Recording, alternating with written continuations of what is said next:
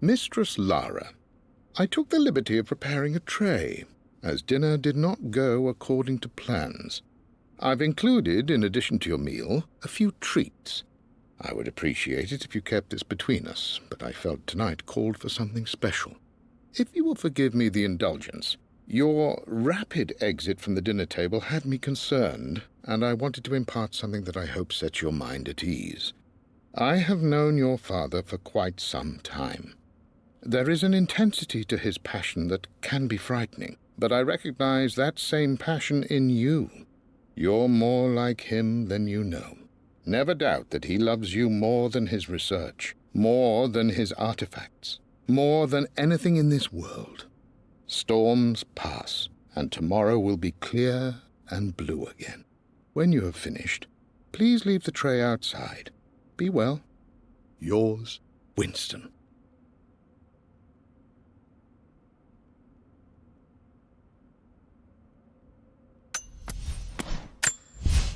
Lord Croft is resolved to seal the west wing of the manor.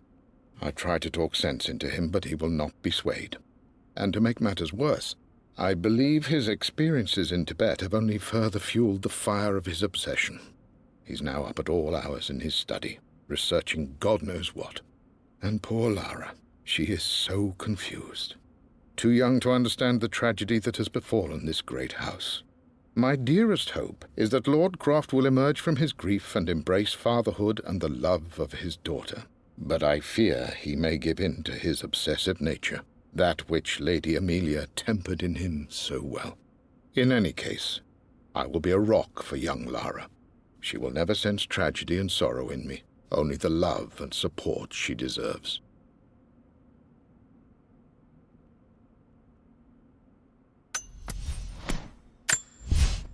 My lord, I hope this missive finds you on a successful expedition and in good health. Before I bore you with estate affairs, I wanted to let you know that our little angel has been into some mischief.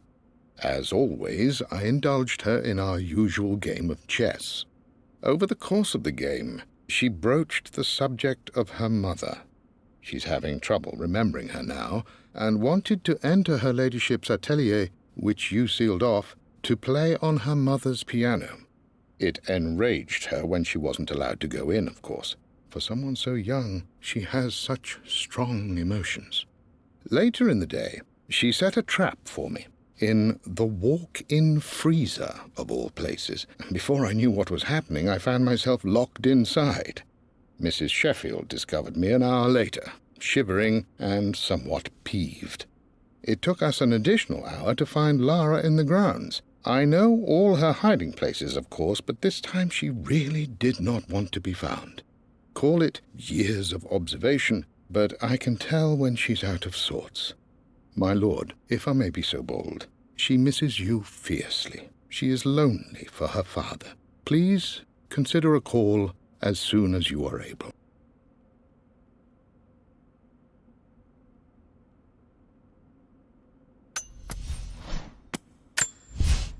Everything is almost ready for Mistress Lara's birthday expedition surprise. It's been a bit of an all-hands-on-deck effort organizing the affair and keeping it secret.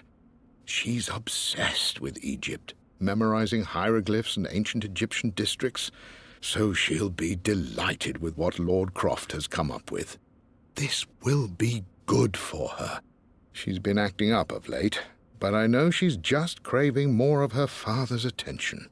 He's been so buried in his research. It'll be a nice moment for the two of them to reconnect. And I do believe he needs it as much as she does.